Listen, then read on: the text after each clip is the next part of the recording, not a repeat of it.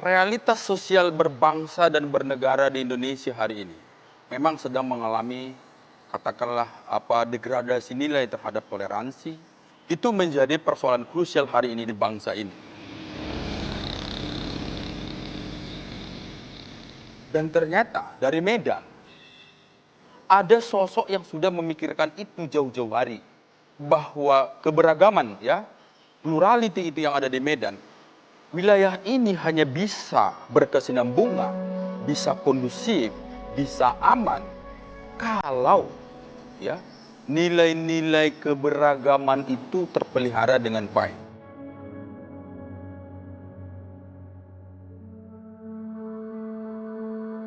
Pada era kolonial, tepatnya pada tahun 1911 hingga 1921, Medan atau di masa lalu dikenal dengan nama Tanah Deli memiliki sosok pengusaha sukses yang mencitrakan dirinya sebagai seorang filantropi. Meski tidak terlepas dari kontroversi, sosok Chong Afi terbukti memiliki sikap kedermawanan dan toleransi yang hingga kini dikenang oleh masyarakat Sumatera Utara. Bahkan, secara mencatat, pembangunan kota Medan di masa lampau tidak terlepas dari jasa seorang tokoh yang berasal dari etnis Tionghoa ini.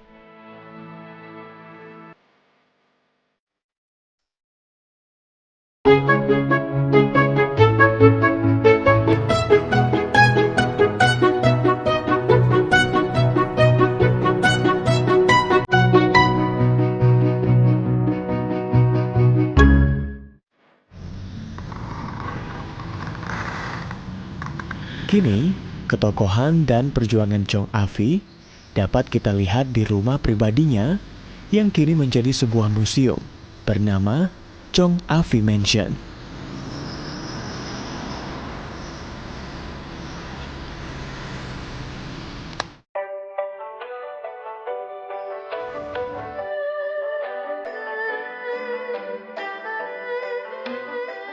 Saya Mimi Chong, saya adalah cucu dari Chong Afi. Bapak saya adalah anak keempat dari Chong Afi bernama Chong Kwet Leong.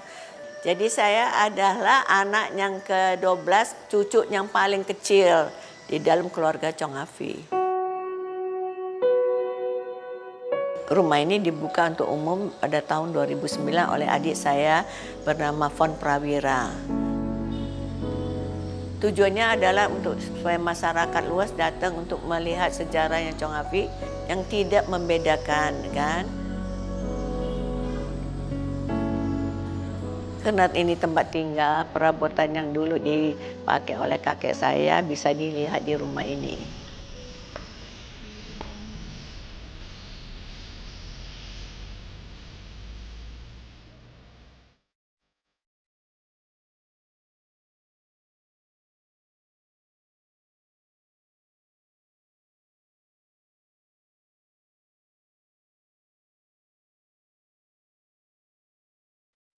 Rumah yang dibangun pada tahun 1895 ini merupakan rumah pribadi milik Chong Afi bersama istri ketiganya, Lim Ko Yap, yang berasal dari Timbang Langkat, Binjai.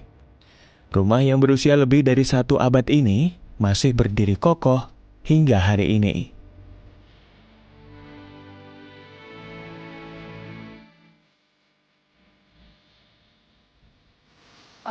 Oke, kita ke sebelah sini dulu ya Pak.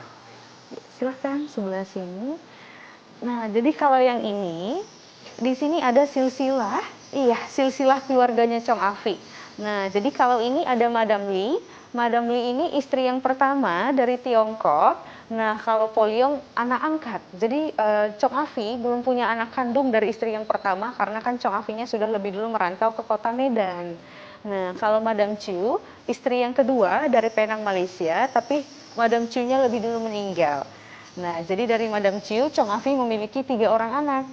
Lalu setelah Madam Chu-nya meninggal, Chong Afi menikah dengan istri yang ketiga, Madam Lim Ko Yap, yang asli orang sini, orang Binjai, tapi peranakan, campuran antara Tionghoa dan Melayu. Nah, jadi dari istri yang ketiga, Chong Afi-nya punya anak 7 orang. Ini anak pertama sampai anak yang ke-7 dari istri yang ketiga. Ini semua udah taraf cucu. Dan tanda salib di sini berarti orangnya sudah meninggal. Bukan berarti Nasrani, hanya simbolis aja. Begitu.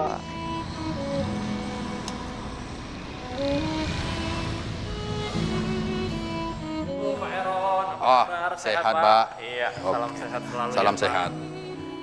Kisah perjalanan Chong Afi dalam membangun kejayaan ekonomi serta semangat multikulturalisme berawal dari kedatangannya di Tanah Delhi pada tahun 1875.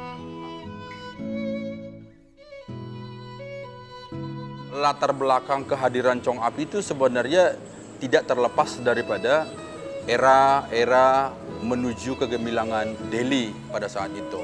Itu yang pertama. Yang kedua juga terdorong oleh seperti yang saya sebutkan semula, ini kondisi sosial ekonomi keluarga yang jauh dari harapan di tanah kelahiran, yaitu di Guangzhou, Cina.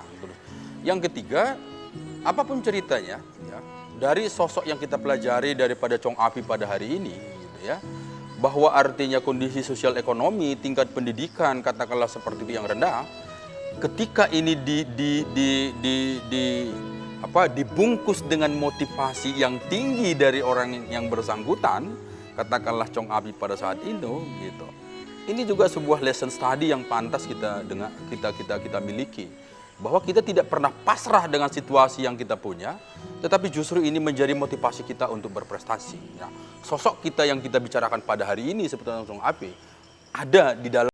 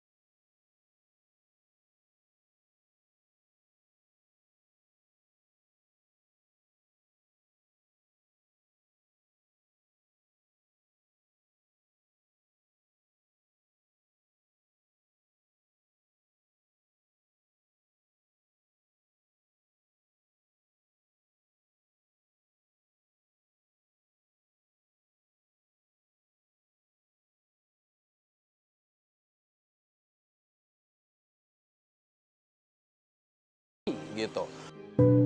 Sebenarnya ini kemeja hitam yang lazim digunakan oleh kelas elit di era kolonial. Nah, nama Chong Afi ini sebenarnya paling populer dikenal oleh penduduk di kota Medan pada saat itu, ya, baik Sumatera Utara maupun secara dunia internasional, itu ketika Chong Afi itu menggantikan pamannya sebagai mayor, ya, Chinese mayor di kota Medan, gitu, tahun 1911.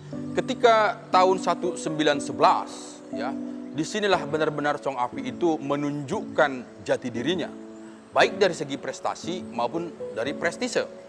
Nah, prestasi dia sudah menunjukkan kehadirannya di Delhi adalah berangkat dari nol, gitu ya. Kemudian dia bisa memiliki 21 perusahaan di seluruh Delhi, bidang perkebunan, pendidikan, kesehatan. Ini adalah sebuah prestasi.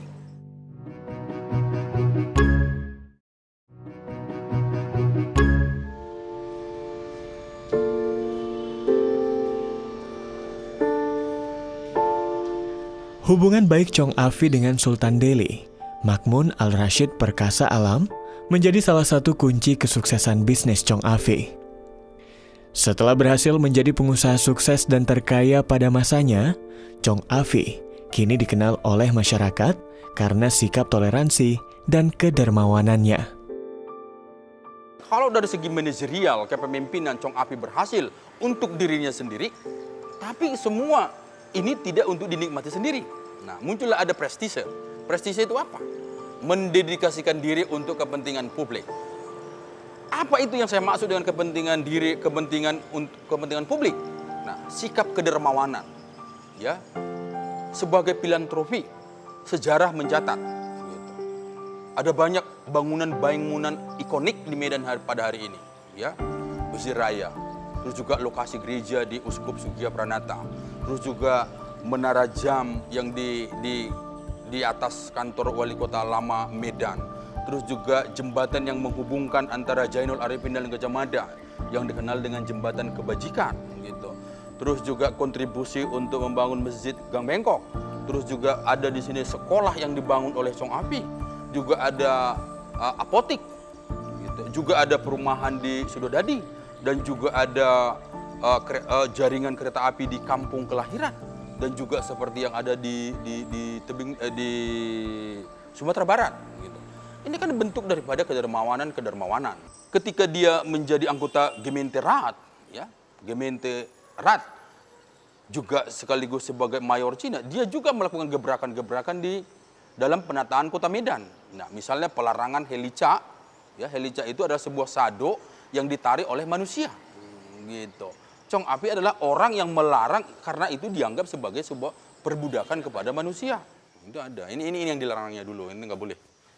Dalam sebuah tulisan yang hasil riset saya terhadap sosok Chong Afi, kebetulan artikel itu saya tulis tahun 2019, itu dalam sebuah judul yang tebalnya itu sampai 400-500 halaman, itu Buddhism Around the World, ya. Buddhism Around the World. Chong Afi itu tidak membedakan latar belakang, etnis, agama, ras, golongan, ya, etnik untuk dibantu, ya. Itu titik poin sentral saya gitu. Padahal dia ini bukan pejabat publik seperti wali kota, bukan gubernur, tidak ada kepentingan gitu. Tapi itulah kecintaannya terhadap Delhi, ya. Itulah kecintaannya terhadap Delhi, di mana dia membangun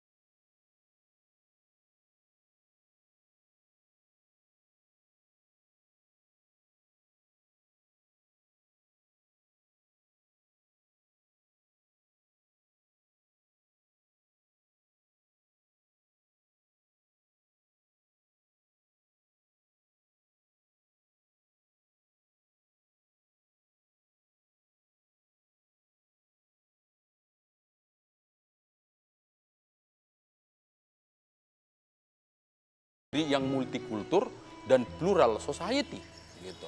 Maka dibutuhkan orang yang menjadi pemimpin itu yang harus plural gitu.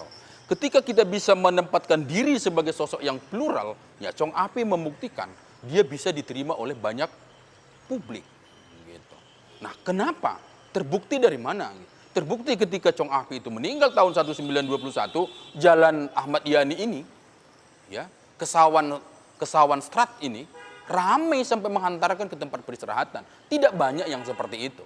Ya, tidak banyak yang seperti itu, rakyat kecil ikut berduka ya ketika seorang sosok yang notabene bukanlah pejabat publik, tapi dia duduk sebagai dirinya seorang diri ya di dalam jajaran ekonomi yang begitu hebat di kala itu, dan juga karena kedermawanannya ke banyak orang. Pada tanggal 4 Februari 1921, Chong Afi meninggal dunia karena sakit di usianya yang ke-61 tahun. Ia dimakamkan di komplek pemakaman keluarga yang berada di Kelurahan Pulau Brayan Kota, Kecamatan Medan Barat, Kota Medan. Ketika rumah ini, Chong Afi Mansion dahulu yang sangat populer di era Belanda, ya, di era kolonial, gitu, katakan seperti itu. Nah, rumah yang begitu besar ini harus menjadi sentra ataupun katakanlah pusat penularan terhadap multicultural, gitu ya. Terus juga multi etnik dan juga toleransi. Nah, ketika orang datang berkunjung kemari, nilai itu yang paling penting ditularkan kepada generasi muda. Jadi rumah yang megah hari ini di Kesawan ini adalah sebuah citra daripada multikulturalisme, pluralisme, dan juga toleransi. Dengan adanya museum ini bisa menjadi pedoman untuk melihat sejarahnya Chong Afi, di mana masa lampau Chong Afi sudah bertoleransi, tidak membedakan agama, suku, dan ras. Dan saya harap di masa ini kita bisa bersama-sama menjaga kesatuan Republik Indonesia. Sangat bangga karena masyarakat luas yang datang ya, dari Jakarta, Surabaya, Bandung, Papua, Kalimantan, semua datang untuk melihat rumah ini. Dan dari luar negeri juga, dari Eropa, dari Amerika. Ya, saya sangat bangga karena mereka tahu sejarahnya Chong Afi yang sangat dermawan. Ya, saya harap generasi muda ya mengikuti jejaknya. Tidak memandang bulu, ras, dan agama. Menjaga toleransi untuk Indonesia. Saya juga mengapresiasi keluarga ya yang merelakan rumah yang begini besar ya, yang secara ekonomi ini ada di tempat strategis di Kesawan, ini mau diserahkan untuk kepentingan publik di Kota Medan. Saya sangat berterima kasih sekali. Tapi ingat, ketika dia didaulat sebagai cagar budaya yang wajib dilindungi, berikan apresiasi kepada pemiliknya. Karena mereka sudah mau merawat. Rumah mereka itu bakal dipijak oleh wisatawan. Debu akan tinggal, ganti uang, sekedar ya insentif untuk membersihkan ruangan. Itu kan kewajiban, itu yang pertama. Yang kedua, karena itu sudah dinikmati oleh publik. Gitu. Berikan dong sebagai apresiasi dari pemerintah. Untuk, ya itu tadi, pengecetan, keringanan listrik, keringanan pajak, gitu.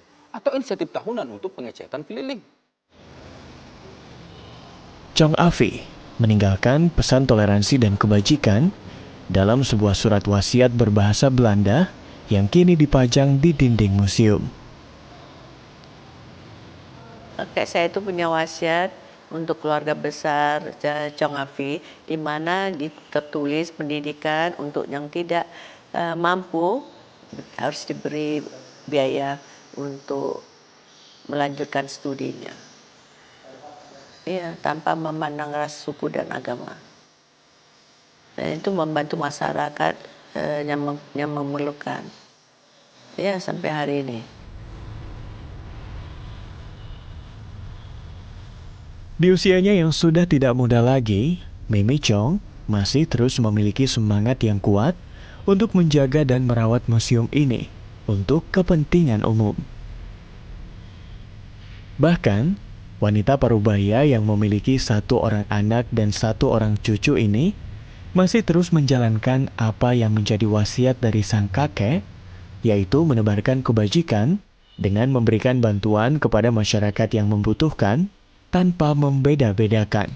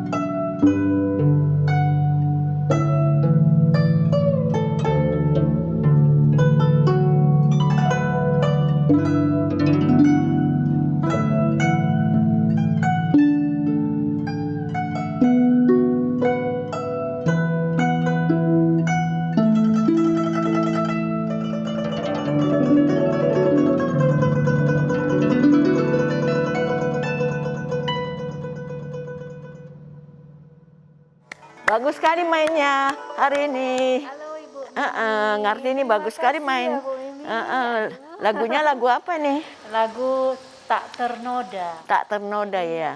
Apa kita memerlukan spirit yang tidak ternoda. Oh gitu. Bagus mainnya. Bu Mimi sangat support ya alat musik saya, di mana Bu Mimi seolah-olah sudah menemukan satu teman lagi yang seperjuangan, sama-sama mengemban misi, melestarikan kebudayaan dan juga nilai sejarah. Dan oleh karena itulah persahabatan kami terjadi. Lagu yang saya bawakan tadi judulnya Puran. Puran artinya tak ternoda. Nah, pada saat memainkannya di ruangan lantai dasar, suara yang dihasilkan oleh kecapi saya itu sepertinya saya tidak pernah dengar sebelumnya. Dikarenakan struktur bangunan ini yang sangat alami, kayu-kayunya yang sangat indah, dipadukan dengan kayu kecapi yang juga tidak kalah indahnya, sehingga hasilnya itu sangat luar biasa ya, memukau.